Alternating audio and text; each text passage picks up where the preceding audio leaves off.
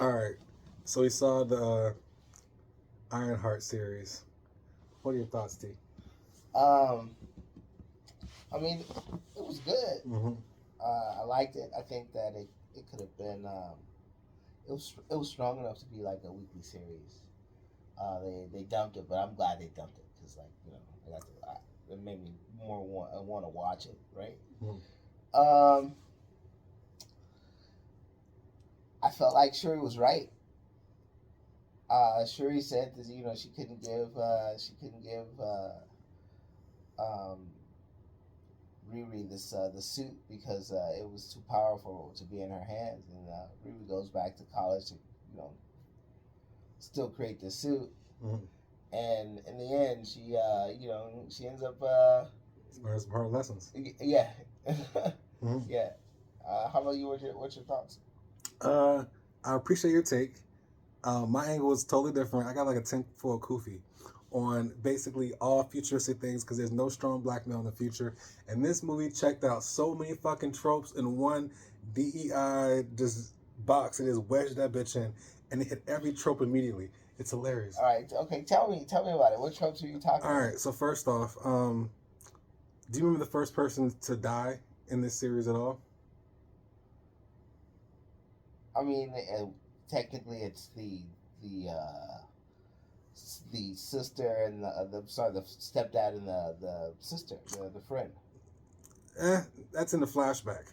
The first person to die on screen, or the first person to be told that they died in the film, like in the first episode. Like who? There's no confirmed body till one person dies. Um, the Punisher, the computer The guys. computer guy, yeah, Yes. and Eric Andre, Yes. the black guy. Yes. Black guy dies first. Check mark, right? They are in Chicago though. Okay. False flashback. Father died of gun violence. They are in Chicago. Okay, so once again, black guy dies first. That is Single mother. that is a trope. But stepdad, Well, there's no stepdad. he's actually her stepdad. Okay, it's even worse then. So it's even worse. Abandoned father, then a stepdad. It's a double down. Okay, Yeah. I didn't even catch that. Thank you, people. The tempo Kufi's real. All right, let's go. The first black character you see on screen. This is out of the whole entire thing. Again, they are in Chicago though. Fuck that. Okay. All right. Do you remember the first character, the first male black character you saw on screen at the whole thing? Remember the heist in the very beginning? Yes. It's the dude in drag. It's the first black male character you see in Ironheart. They, them. The dude's in drag, bro. So he's there. So that's the main character. They threw that in there. Like the first character you see. So like my theory is that like in all like They're checking the ethnicity block, the female block. I think this is why they dumped it as a series because they felt like they would get that kind of reaction. But it is comic book accurate. These are all comic book characters in the Riri storyline. It's not like they created all these people just maybe the Punisher, the guy who got killed, he's a created character, but everybody else is supposed to be real characters in the Marvel comic books. So I think a lot of times like as a comic books are quite tropey to begin with, and they often over exaggerate because they're in two dimensional form. And when you bring that to three dimensional form, it can be easy to check boxes. But as a show on the whole, though, I mean, yeah, they had the Sisterhood of Women, and they had uh,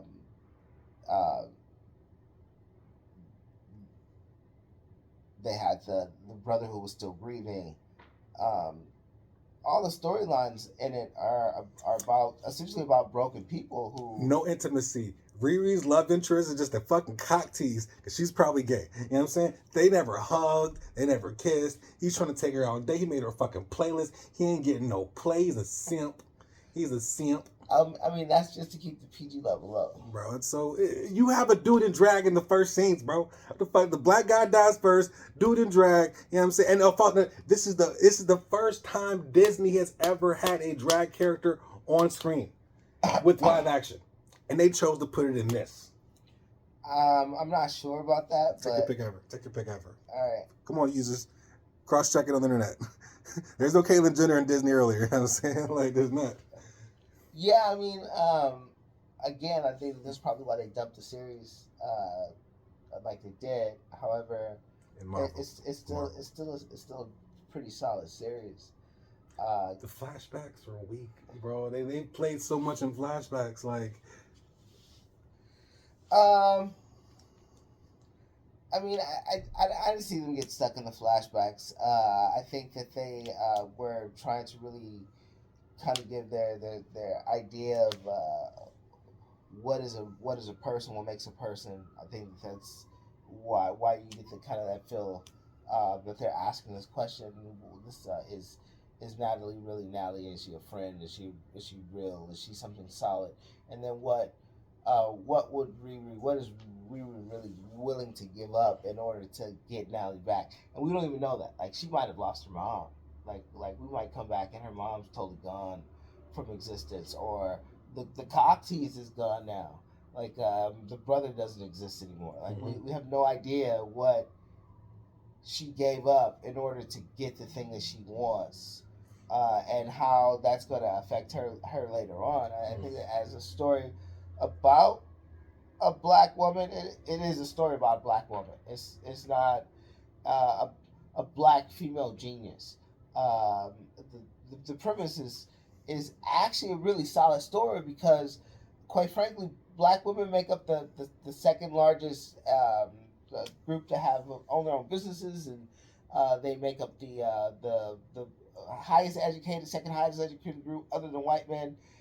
Black women essentially are powerhouses in American society, and oftentimes they're looked at like they're DEI. Black women are not DEI. Everything that black women have done, they have had to do almost wholly by themselves or with the black community to get where they are. It wasn't that the first recipient, the highest recipient of DEI is actually white women. And this story, there was no white women. This wasn't a story about white women. she got mugged by a Mexican. But this was not a story about white women. I'm just saying, this is a trope of it. This is a story about Chicago, which is Latinos, Mexicans, and blacks in a certain area of Chicago where the story takes place. It's pulled straight from the comic book of like this part of Chicago that they live in that's kind of slummy, but not so much. There's families in the neighborhood, but at the same time, there's crime going on in the background, and I think that's the depiction of that show.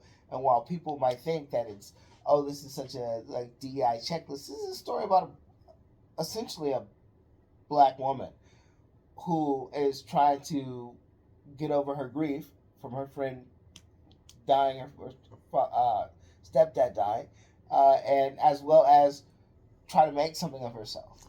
And her mechanism for grief is transhumanism. It's transhumanism. She wants to bond with AI, copy her brains, back up shit, and use some cyborgs making fucking implants for white folk. You know what I'm saying? Having super skin with second stomachs and shit. The fuck? This is Eon Flux. This is Eon Flux from a nigga. How dare they? I mean, it's neat. It is a neat story. It's neat, but I'm just saying the layers of what they just jammed in here. There's layers in every fucking film. All sci-fi has a moist nigga in the future. I guarantee you. Pick out any film. There's always a technicality or an asterisk. And I dare you pull a card. Like we can keep talking about Miss Ironheart, or we can expand. Either way, I want to keep this banter going. I'm a little bit devil's advocate. I mean, like, okay, so I can totally get you with the transhumanism, and I think that's, I mean, ultimately the children of all these people who are being transgenderified, they're ultimately just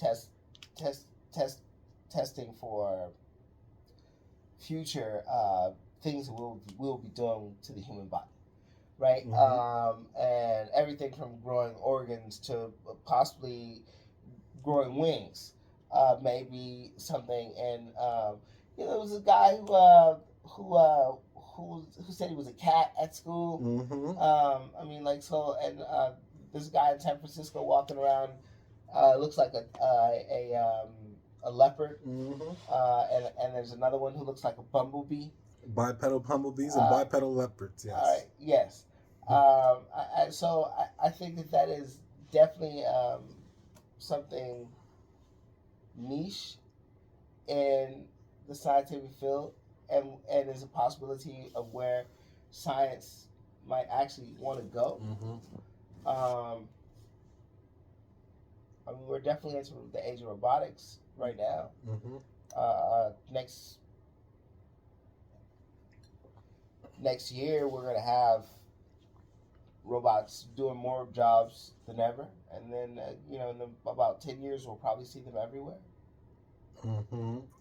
It's not going to be like Star Wars and the little droids. You know what I'm saying? Like, you look at Star Wars and all sci-fi from like. Well, they're gonna be more like CPO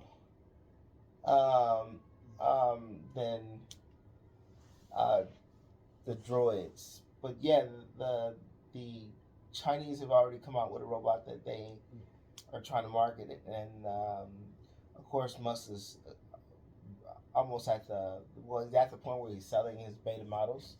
So eventually those are going to trickle down to us. And then they could do everything from wash dishes to pick oranges. So that's to be humanoid. Well, they have different variations of them, but yeah, primarily the one that they're going to sell to market is going to be a humanoid robot. Yeah. But again, that goes back to the science that Rui wants to use, which turns into magic, which is a leap for me. But you know, again, I'm kind of stuck on: is Riri a real hero, or is she painted as a villain? Or does she have to have another redemption arc in order to actually fix the damage or whatever she's caused? So they're implying that black women create more generational trauma. They might be. Message. It might be. Might be. One thing, it's all innocent. If you're looking for kid eyes for what it is on the purpose, it's like Fast and Furious. And it's, fast cars, action, boom, boom, bang. Intriguing. There are cute moments for sure. I definitely enjoyed it. I'm committed to finishing it, and I did. But I'm going to talk that shit and fertilize the future. Yeah, right. Yeah. Oh, shite, said no mamas. We're good. Whatever. Say the beat. Yeah, so, any more thoughts? Nah, I think we're done. Cut.